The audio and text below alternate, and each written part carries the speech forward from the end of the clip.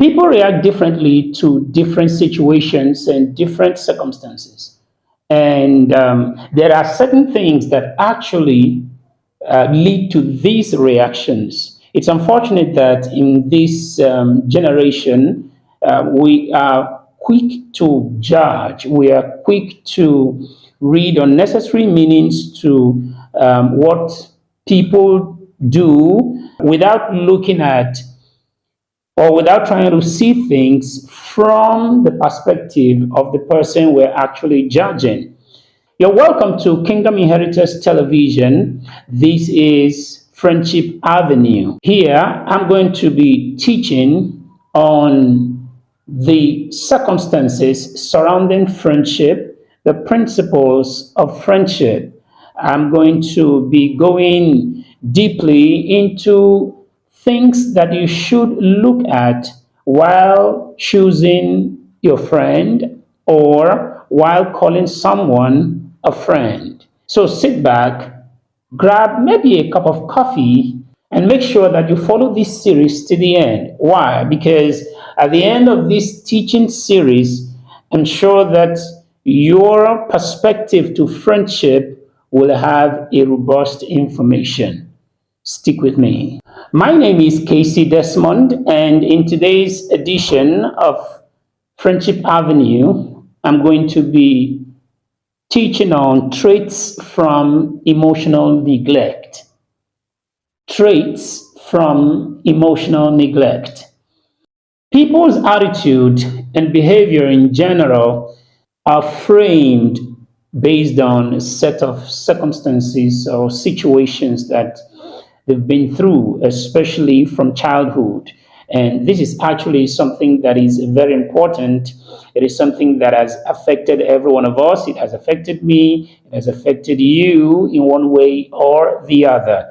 I'm not sure that there is anyone who would say that growing up as a child, one or two situations, one or two circumstances, things that you went through as a child did not contribute the larger percentage of what has formed your adulthood. Now, when we talk about emotional neglect, this cuts across a whole lot of things, all right? And emotional neglect is viewed from different perspectives depending on where you come from. All right, there are things that actually affect emotional neglect, societal beliefs, cultural standards, family standards, and living pattern. I don't want to use the word lifestyle. Experiences, some ugly experiences like maltreatment, rape, and so many other things. One or two things, even starvation. In all of these, even though we try to cover up with some kind of what I call positive side of pretense, want to show that we're strong. But when you look at all of these things, you will actually see that truly I have become what I am now as a result of certain things that I went through while I was growing up. And so for some people, it made them stronger. For some people, it made them weaker. For some people, it made them hostile. For some people, it made them defensive. For some people, it made them neutral. All right? So I don't know how it affects you, but God helping me, we are going to have a very robust discussion on this subject matter. I use the word we because you are involved too. All right. And I would really want to know things you went through while you were growing up. I actually want to hear your experiences as a child, those things you experienced as a child that have actually molded you into who you are now as an adult. I would actually want to know those things. So you just go straight to the comment section below this video and send me your thoughts, Send me your experiences. If you want me to share it on air, don't forget to indicate.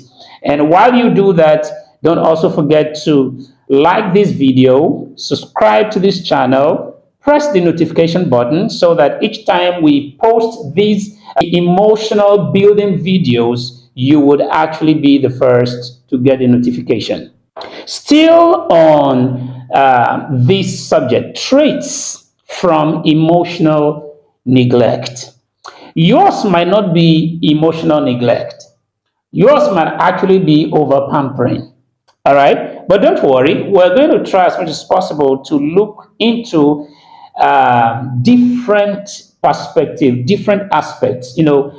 This life is about sharing knowledge. Okay. I want to throw up thought-provoking issues. I want to throw up thought-provoking topics so that we can actually talk about this. And listen, don't be shy or scared to share your experience with me, all right? And don't also be pompous or proud not to share your experience with me or your experiences. Why? Because those experiences of yours, you never can tell, might be very useful for the healing of someone somewhere who might just stumble on this video on social media. All right, people who grow up with very little affection, they tend to, develop different traits and coping patterns in life. And I have actually delved into this subject a little deeply, permit me to say, to find out some of those things. First, we are going to be looking at it from probably what you might term the negative perspective. And why is it so? Because this channel is about healing emotions. You find that in this generation of ours, suicide is very common.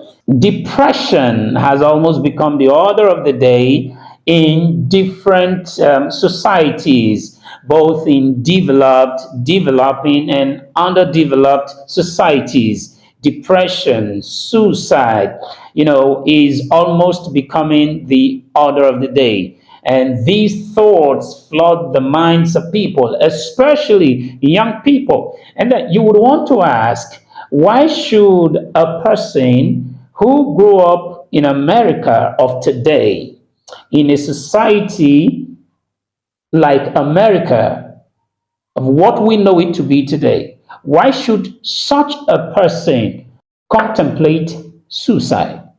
Why? Because from other part of the world, or should I say from other developing societies or underdeveloped societies, people view America as a land of promise, a land of opportunities, a land of this and that and that.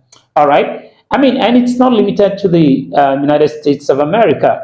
In the UK, we hear news of young people attempting suicide, young people taking their lives. Even in Africa here, in my home country, Nigeria, especially in Lagos, these things happen almost every now and then. Young people all over the world are bombarded with thoughts, thoughts that lead to depression, thoughts of suicide. Why is it so? The reason is because a lot of people are not emotionally intelligent.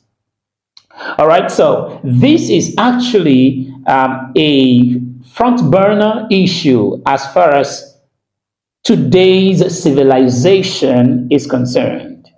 We see wars, we see different things that we hear about, and these things tend to get us apprehensive of the future. Now, when you look at these things, you will actually find out that every of these things actually have their root from how these people grew up, from what they experienced, as a child, in their teens, even in their tweens. All right. So one of those common traits that I would want to begin with and this is actually a whole lot, is difficulty with emotional expression. We are looking at difficulty in emotional expression. A lot of people find it difficult. They struggle to, express themselves. They struggle to express their pains. They struggle, especially in public. They struggle to express their pains. They struggle to express their identity. I have actually seen a lot of people who actually have been struggling with a lot of this. People who have difficulty with emotional expression, they struggle to identify, understand, or even express themselves. Oftentimes, they, appear emotionally distant or detached. Some detached from reality, some detached from facts.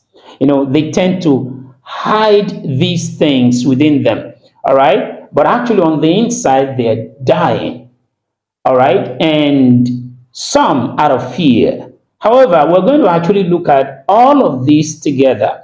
How can you identify someone that is struggling with difficulty with emotional expression? Because sometimes you would see an individual and look at him, you just say, oh, this person is very quiet. I like this guy, he's very calm. All right, especially in the issues of relationship. I like this guy, he's very calm. He doesn't like noise. He doesn't talk much. Okay, but actually he is having difficulty in expressing himself. All right, and this must have built up over time in his life while growing up due to what he experienced, probably embarrassments, abuses, and not allowed to express himself. I do tell parents, I do tell people, if your children are not free to make mistakes in your presence, then there is trouble in the future. And that's the truth, because this will definitely lead to pretense. So most times we see people and we just take them to be very calm and very cool and very gentle. But in the real sense, these people on the inside, they are struggling with a lot of things. They're struggling with expressions. All right. They want to say something, but they are scared of being judged. They want to say something, but they are scared of being taken for granted. They want to say something, but they are scared of being embarrassed. They're scared of being shut down. Don't you get it? But you seeing this person, you're just admiring from the other side, and you're like, oh, I just like this guy. No. It is time we begin to look at people based on observation.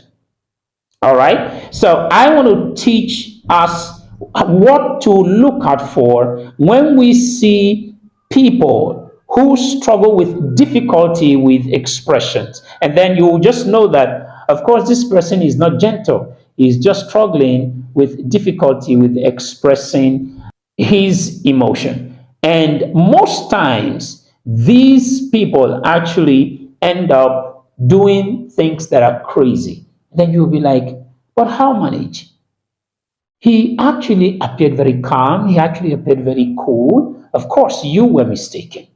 So a person who is struggling with difficulty with emotional expression actually has these traits. These you would see these behavioral signs. They are key behavioral signs. All right. One of them is that you will notice limited emotional vocabulary. Limited emotional vocabulary. And what does this mean? The person will struggle to find words to express his or her feeling. And as a result of that, I'm not interested in talking about this. All right? You will just see it. It's there. So when you find a person who is always scouting for words, to express his or her emotion, then you know that, okay, this person has issue with emotional expression. The second one you should watch out for is, flat or muted affection. Flat or muted affection. You know, um, this set of people, their facial expressions of tone of voice or body language might not actually align with their emotions. Now, in this case, they remain neutral, emotionally neutral. All right. Now, what I mean is this. Let's say you have a friend or a neighbor or, a colleague who is always neutral in almost every situation, in almost every discussion, every issue, then just know this person is not calm. This person needs help. This person needs help. But oftentimes we just see these people, people say, okay, no problem. Whatever you say, I'm good to go. Okay, we're having a board meeting. All right, it's okay. For me, it's fine. It's okay. And now, at home, okay, you think that's better? Okay, no problem. It's okay. I'm good. In a social club or in church or wherever, you're not saying anything, mister. What do I have to say? I mean, you've said what I should have said. You also mentioned part of what I wanted to say and all that. So I think I'm just good. Now, when you see people like this, don't just see them as people who are biased or people who are just gentle or calm. No, these people are actually struggling with emotional expression. They have difficulty in expressing their emotions. Number three is that they avoid emotional topics. When you bring out a conversation that is coming close to how they feel, they stylishly steer the conversation away from that point. And I actually have someone who does this a whole lot. She would just intelligently steer the conversation away from that point and just distract you with something else. And that's because you're actually coming close to those sacred aspects of her feeling. When you see a person like this, just know that this person is struggling with emotional expression. Okay, these people prefer to focus on facts or surface level issues. They don't like going deep into issues. All right, they just want to talk about it just slightly. Let's just have a 5 minutes. Can't we just have a 5 minute discussion on this and just let it go? I mean, you're overflogging this issue. All right, they wouldn't actually want to be involved in you digging deeper and deeper into these issues. All right, they would just want to mention this and that and just arrive at a conclusion. And that is because they get bored when you begin to bring out details from certain issues. They get bored. For example, a person who was taken for granted as a child, even as a teen, and has, based on that, developed this defensive system, has built this wall of defense, would tend to be arrogant without knowing it. But when he or she realizes it, now, there will be a problem with that. The problem will be that if this person is not emotionally intelligent, whenever issues are coming up, remember that he's been taken for granted as a child, so he can easily know when something is crawling towards that perspective, towards that area. And the moment he notices that, okay, this thing is coming my direction, he will just want to kill it. Why? Because he is doing everything possible not to let out that arrogance, because probably he's been told in different fora, you're arrogant and all that, blah, blah, blah, or it's actually cost him certain things. So now he is now trying to build upon it, and therefore that will definitely lead to difficulty with emotional expression. And what will happen is that this person automatically will do everything possible to steer conversations away from his direction. All right? Because when it gets to him, it will stir up that anger, that arrogance. All right? So you don't just see people react and you give conclusions without, first of all, trying to understand what must have led to the build up to this particular trait. Number four sign to recognize a person who is struggling with emotional expression is that this person has difficulty in comforting others. And I'm sure that a lot of people would have actually experienced this with one or two persons. You're feeling pain and somebody is just like, but why are you even crying? Is it just because of this? Is that why you're crying? Listen, these things I'm talking about, they actually manifest in different people, different ways. So all of these signs you will not see in one person. Understand that. It depends on the person's characteristic. It depends on the person's calibration, because people react to things differently. Okay? If you maltreat 10 children horribly for about 10 years, and then they grow up into teens, into twins, and then you leave them to go into the society, 10 of them will react to those maltreatment that they received that were meted on them differently. All right? So people react to things differently. So all of these signs that I'm enumerating, you will not actually find in one person, but you would definitely find 4, 5, 3, 4, 5, sometimes even 6 in one person. So the fourth one is that this person could have difficulty in comforting others. And actually, this is where it becomes very, very problematic. When someone else is emotionally in distress, they actually do not know how best to be a comforter to this person. Okay, why? Because when they get there, have you encountered someone who finds it very difficult to go pay condolence visit?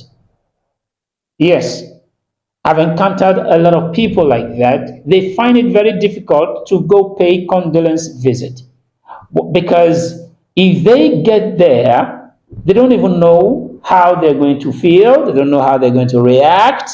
All right. I've actually been in a place on a condolence visit where somebody walked in and her cry made the bereaved begin to cry. Can you imagine? You came to comfort someone, and now this person has been dead for like 4 days. The bereaved has actually begun to adjust emotionally. And lo and behold, this lady walked in, and within 5 minutes, her tears were just, very, very obvious, and the whole atmosphere changed. I was just left there. I didn't know who to comfort anymore, because should I comfort the supposed comforter or should I comfort the bereaved? That is not just that. I have also met people who find it so difficult to tell a hurt person sorry. I've met a lot of people actually in this category, a whole lot of people. They find it very difficult to say sorry to someone who is hurt. All right? And for some, the way they would even present the sorry would get the person they're trying to comfort very angry. And most times, I've actually seen this degenerate into quarrels, into misunderstanding that actually lasted for some time. Okay, so I'm not just here talking gibberish. No, I'm speaking from life observation and life experiences. Okay, so when you see these people, sometimes you think he doesn't have human feeling. Most times it's not because he doesn't have human feeling. Most times it is because he doesn't know how to express him herself. He doesn't know what to tell you. All right? Some, when you force them to speak, what they would say, how do I put it, would be like pouring petrol, pouring fuel on a burning flame. Okay? So when you see these kind of people, do not be quick to judge. First of all, try to observe them.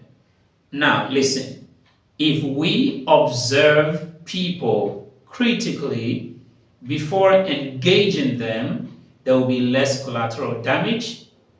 All right? There will be less emotional damage, maybe even less wars in this world. But we will discuss that on a different level. Okay? So, these people, they do not know how to comfort a person. They do not know what to say.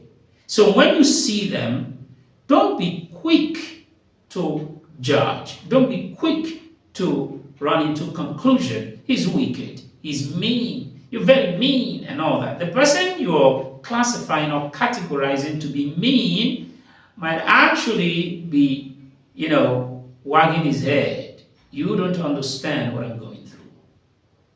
And this is actually a fact. Number 5, inconsistent emotional response. Now, when you see a person struggling with difficulty expressing emotion, some of them may be inconsistent with emotional responses. What this means is that they respond differently from the issue at hand. Okay? For example, imagine someone going to the house of a bereaved person, and gets there, and then begins to make jest of the whole situation. I've actually seen this occur. All right? And not once, not twice, not 3 times actually. I remember one of those situations actually earned the young man the beating of his life. Okay, because he just walked in, a young boy actually, this man died, and the son of the deceased happened to be a youth in our community. And so, young men will always come around to commiserate with the family and all that. And he just came in. He's actually close, maybe I would say very close to this guy that is bereaved. But now, when he came in, he couldn't fathom the difference between before and the reality on ground. And he came in and began to make jest of the whole situation, began to, not necessarily crack jokes to make people laugh, but it sounded kind of mockery. All right? And before you know it, some people just pounced on him and gave him the beating of his life. Okay? But the truth is that some of these persons must have been affected by how they grew up. You can have a situation whereby you're having a business chat and then someone just walks in and say, "Excuse me, can I have your phone?" And you're like, "Not now, I'm having a business chat." And that alone triggers a quarrel. Why? Because he's unable or she's unable to deal with that rejection at that time. Not rejecting him, but rejecting that request. You get it? So people react to these things differently. And when you see people reacting, I always teach people that when you see things happen or when people offend you, provoke you, tempt you, it's not about the person who tempted you, actually. It's about you. It's about your reaction. But if you try to understand people and see things from their perspective for a little while, it will help to refine and even reform your reaction to people's suggestions. Even when favor is presented, when temptations come, when abuses arise, when insults arise, you should know that it's about you. It's not about the accuser. It's not about the person insulting you. It's actually about you. All right. So when you understand this, then you'll be able to see things from the perspective of these people, understand them within a span of time, and then you know how to actually intelligently relate with them. Number 6 is that some of these people are reluctant in sharing personal experiences. You know, some people find it fascinating to talk about themselves. They want to share experiences of, how school life was, how growing up was, and all that, and blah, blah, blah. A person that has difficulty with emotional expression would find it difficult, very, very difficult, in fact, uninteresting, sharing personal information. All right? You must have met with people like this, and they feel very insecure, all right? And they feel that everything they're going to say might lead to judgment. And, there are a whole lot of things we're going to talk about afterwards. So they have difficulty, chatting about themselves, sharing facts about themselves, sharing information about themselves. They actually have that reluctance. Number 7 is that they over-rely on logic. A person who has difficulty with emotional expression over-rely on logic. Most of them actually that I have met, most of them that I have come across over-rely on logic. All right, so instead of speaking, they want to reason. Or somebody will say, that's a good one, but I will tell you, not always. Okay? Because logic that doesn't lead to a productive end, especially a profitable, because of course, there is no situation that is not productive. It either produces pain or joy. It either produces good or bad. The profit could either be advantageous or disadvantageous. All right? Now, but most of these people who I have met, who would rather rely on logic, majority of them actually are not successful. Majority of them are not successful. Why? Because they are absolutely suspicious. Okay? So for some of them, when you see them, you think they're actually diplomatic. But hey, it's not so. They just over rely on logic. Where they should speak, they will rather watch and see. Where they should react, they'll rather watch and see. And for so many of them, especially if you have somebody like this as a leader, then you might actually be in trouble. Okay, have you been in a workplace where the boss or the supposed leader is suffering from this subtopic that we're discussing? Okay, you bring up an issue that is affecting the company, an issue that is affecting the department, an issue that is affecting everybody, and he's just quiet over it. Okay, and then this one complains and he's just quiet over it. And then this one complains, and before you know it, you'll be like, I think you're talking too much. I think you're complaining too much. Okay, and then eventually things go wrong. Why? Because he's always looking for the best time, the best time, the best time. And most oftentimes, the best times never happen. All right? So eventually, before he realizes this, things must have gone so bad. Things that must have gone so wrong. So when you see people like this, just know that this is coming from somewhere. It's actually coming from somewhere. So this whole thing is about us understanding our emotions, understanding other people, so that we can be better leaders and better followers. Number 8, difficulty recognizing emotions in others. All right, this set of people want you to place their emotion on your front burner, okay? And they would want you to understand, always understanding, always picking up clues and cues, but for them, recognizing yours, it's a problem.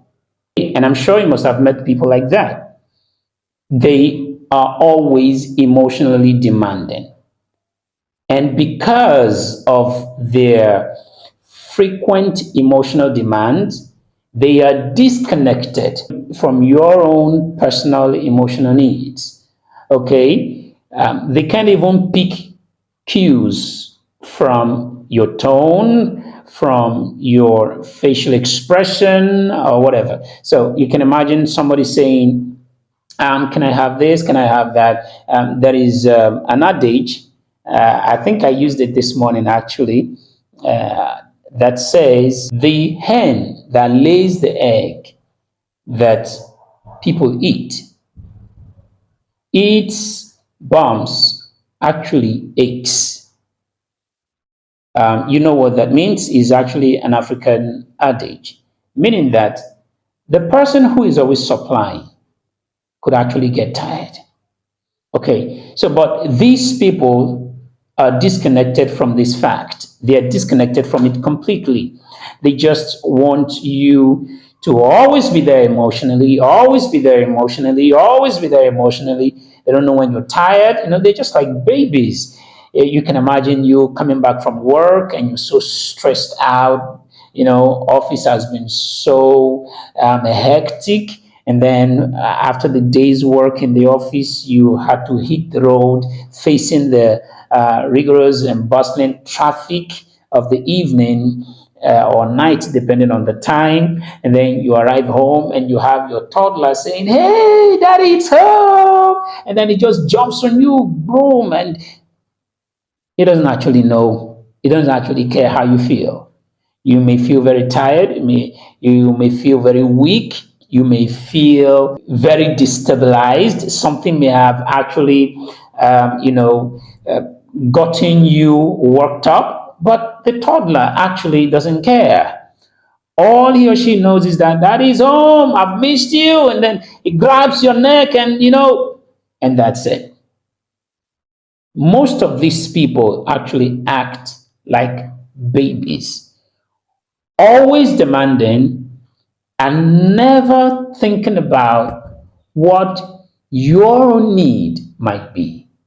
And these things happen every now and then. You encounter these people in relationships, in family, in your workplace, in your social settings, and even in church. So when you see people like this, then you should understand that this is actually what they are suffering from.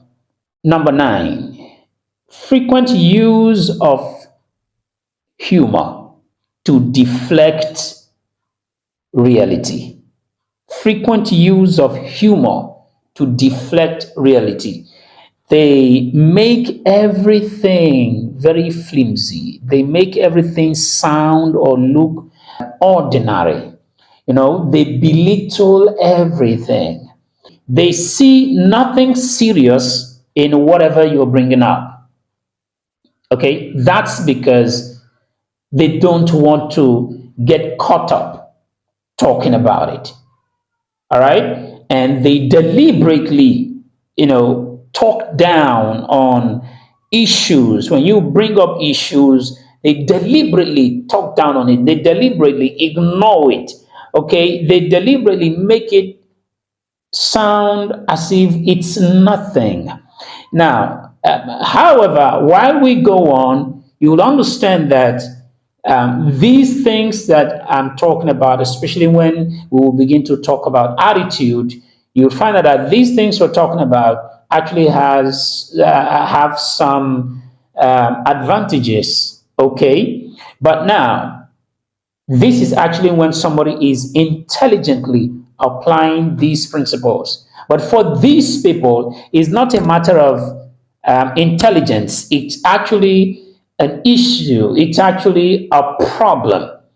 Okay? They don't want to get involved. For example, someone meets a person who is hungry, hungry, really hungry and starving, and then walks up to him and say, "Sir, can you just help me with this? I'm actually hungry and starving." And it's like, "You're starving? That's not a big deal." Have you ever heard that hunger killed someone? Have you ever heard that someone died out of hunger? It's not a big deal. Just move on. Life goes on. Just try to put yourself. I've actually seen this happen. And the Bible also talks about it. It says, "Who is that among you that will have your brother come to you and say, 'Fellow, I'm hungry,' and you'll be like, 'Okay, kneel down, let me pray for you. God bless you, God bless you, God feed you,' and then you send him home just like that." Say, "Are you not a hypocrite?" Now, most people actually act this way. Why? Because they used to be very hungry when they were very young. I can speak about this authoritatively because I am in the humanitarian industry, and I render huge humanitarian service. So I can actually speak on this authoritatively. As a matter of fact, if I may digress a little bit, I tell people that a person who gives is not a person who is rich or a person who has. All right? A person who gives is a person who gives. So a person doesn't give because he has. All right? But that's just a form of digression. So back to the topic. These people wouldn't want to see anything serious. To you, it's a very serious issue. Now, I'm not talking about when you have a nagging person. No, that's not what I'm talking about. When you have a pressurizing person. No, that's a different thing entirely. We would actually talk about that. It's actually part of those traits that you see that people suffer as a result of past emotional neglect. But now, I'm talking about people who find it difficult to express emotions.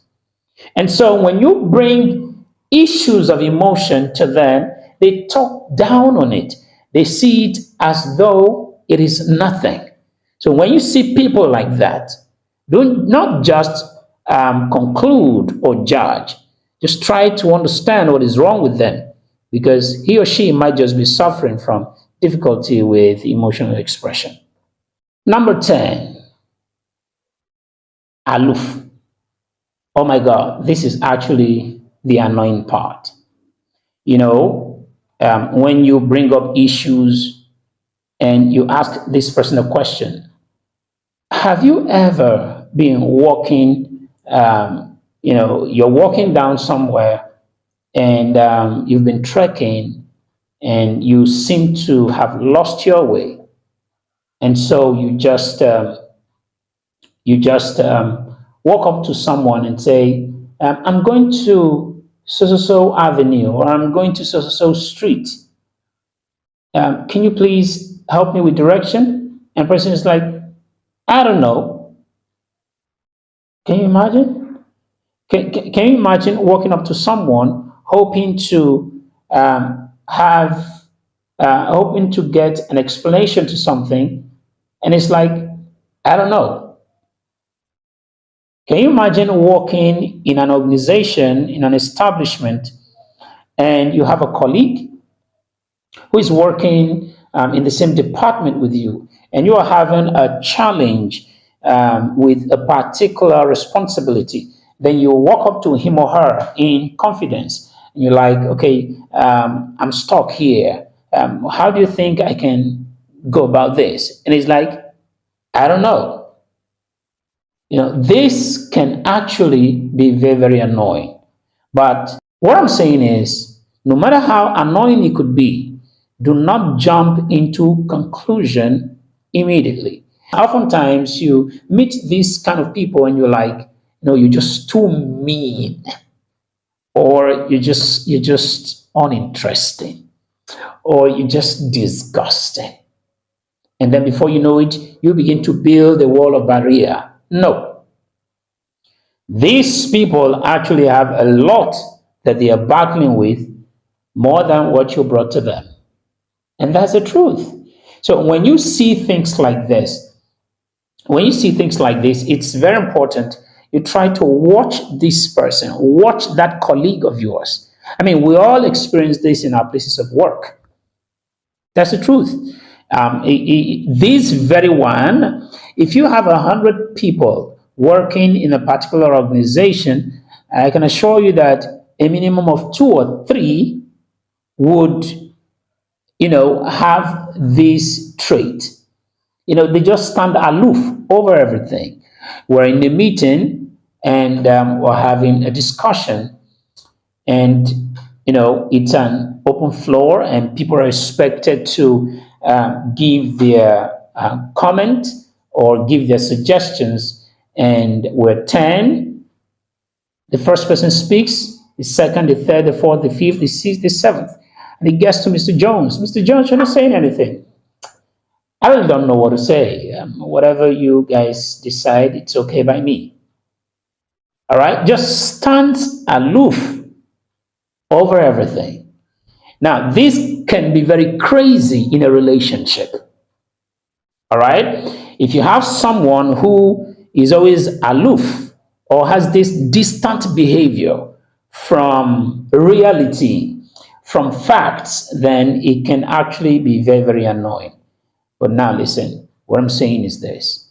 No matter how annoying it could be, you have to take some time to study and understand this person. Because when you do that, you're actually doing yourself a favor. Okay? Because it's actually very possible that you can walk that person out from there and make him or her better. Okay? But if you just look at it and you just slam a judgment on him or her, then you're making issues worse. And of course, you never can have a good relationship with such a fellow. I believe you are actually getting a lot from this episode of Friendship Avenue. I want to remind you again, make sure you subscribe to this channel, like this video, subscribe to this channel, hit the notification button so that whenever we post life reforming videos, because we're always here every week, you'll be the first to know. And please make sure you share this video to your friends and loved ones to also educate them so that we all can together build a better world. Let's continue. Number 11. This number 11 is, it's actually something that can be very frustrating at times. And what is that? That is the fact that these set of people are uncomfortable with physical affection. Very uncomfortable with physical affection. They want to read meaning, especially intimate meaning, to every form of affection that you show to them. All right? You buy them a gift. Why did he buy me this gift? You give them a call. Why did he give me a call? You send him on errand. Can you imagine? Why did he send me on errand? You even give him a job, and it's like, well, wait a minute. Why did he give me this job? Okay, they question every gesture. Now, listen, I'm not saying that is wrong. Questioning gestures can be good. Remember that whatever has advantage has disadvantage. All right? So now, we are looking at it from the disadvantage aspect. When you see a person who questions everything, I mean, you must have been in a situation, because I have been a victim of this actually. Out of your good heart, out of your benevolence, like what we would say in Nigeria, your church mind, out of your church mind, you get someone a gift, and the next thing you hear is, please, may I know why you gave me this gift? And you had nothing in mind. You just gave this fellow a gift. That's what I'm talking about. That can be very annoying. That can be very frustrating. Be it in a relationship, in a workplace, in a home, in family, within the society, that can be very, very frustrating. Okay? And you can imagine paying school fees for a child. And the next thing I heard was, but why did he pay school fees for my child? Wow. Like, really? Why did I pay school fees for your child? I mean, that was absurd, But that's the truth. It happens. It has happened to me not once, not twice, not three times, multiple times. And I'm sure it must have happened to you too. All right? But now, I have grown to look at people and try to observe them character-wise and behaviorally. It is very, very important. And I have decided to share these life tips with us so that also from your end, you would be equipped to be able to observe people and take note of certain things around you.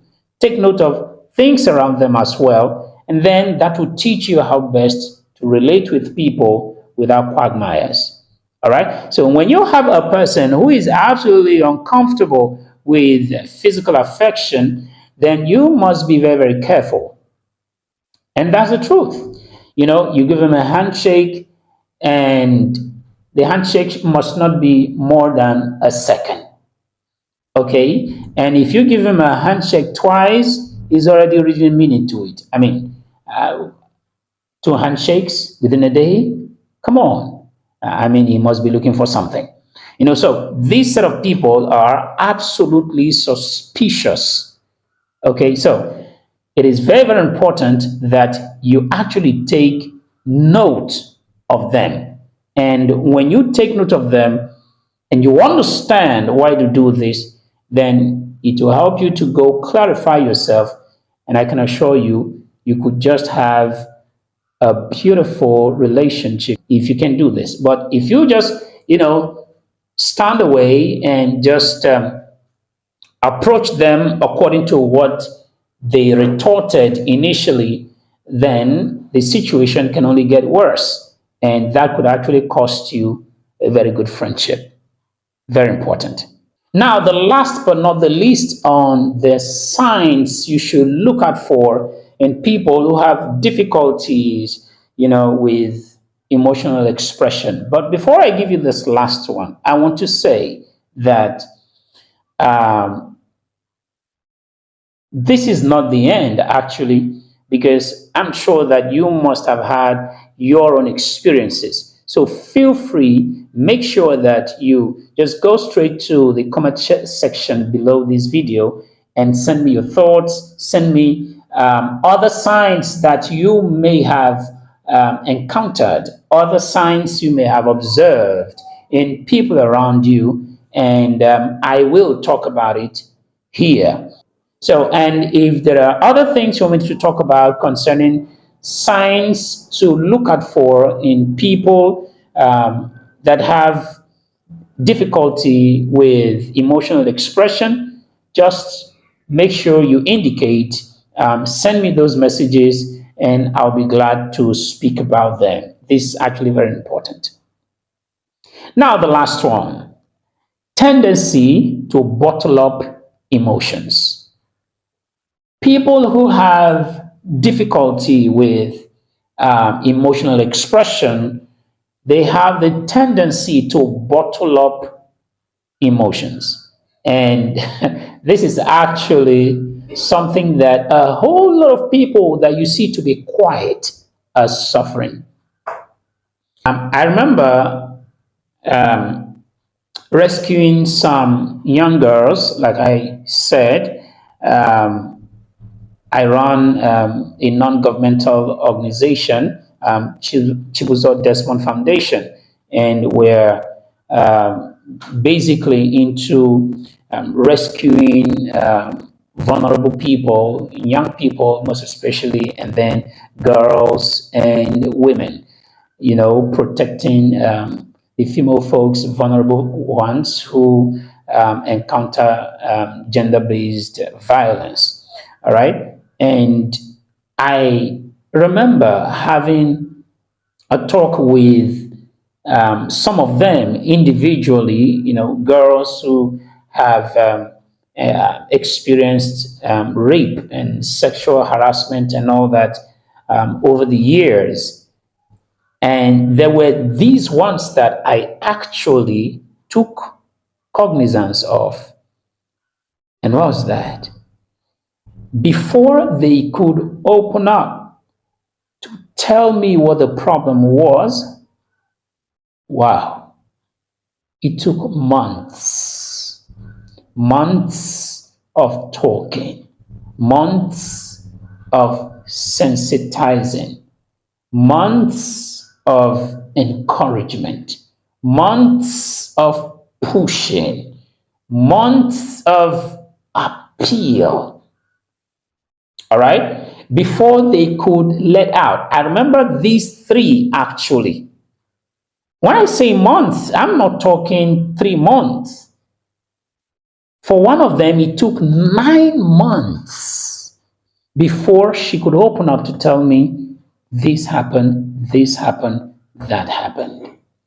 All right, so people experience these things. Now, when you see girls like this and you're just like, she's too quiet, I don't like her.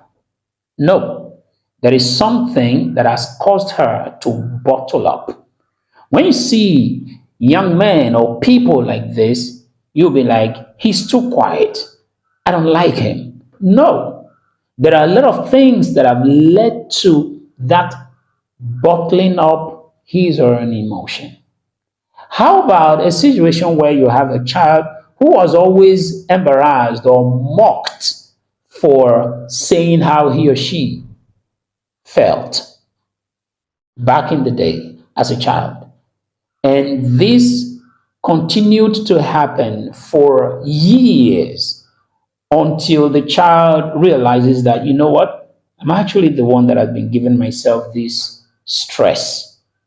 Well, nobody actually cares, especially when this, has happened in 1, 2, 3, 4, 5 different places to this same individual. Then there is this conclusion that Everybody is just the same. Nobody actually cares to listen. Nobody actually wants to know. And that's it. He bottles up. She bottles up. Now, years later, when this person would have become a pro in bottling up situations, then you happen to be the lucky one to get into a relationship with this person. So, you see what you're going to deal with? You're going to deal with the consequences of all what he or she experienced back in the day. All right? So, do not just look at people and you judge them through your searchlight. No. Try as responsible to observe them. That's why when a sick person is taken to the hospital, the first thing that the medical practitioners will do is to observe. That's the first thing. Not even test. To first of all observe. They observe and ask questions before they go ahead with testing. Don't you get it? So, all I am saying is, let's do everything possible to build up ourselves. When you build up yourself, then you'll be able to identify people according to their weaknesses, according to their strong points. Now, when you notice the weakness of a person, then you will know how to deal with that person positively according to his or her weaknesses, and thereby strengthening that person. Don't you get it? And I can assure you, the person will be everly grateful to you. I'm sure that this has been a wonderful time. I'm sure that you've not wasted your data or your time watching this episode of Friendship Avenue. And I will continue with dangers of difficulty with emotional expression in our next episode. Until then, I want to say, make sure that you share this video after liking it. Share it to all your friends. Share it to people around you. Share it on your social platforms so that others will get to be educated and be strengthened emotionally, psychologically, and even societally. And I hope you have subscribed to this channel. Make sure you subscribe, hit the notification bell so that each time we post new episodes will notify you, and then you could either save it to watch later or go straight to watching it, because each time I'm here, it is because of you, so that you can have better social interactions and better friendship experience. Bye for now.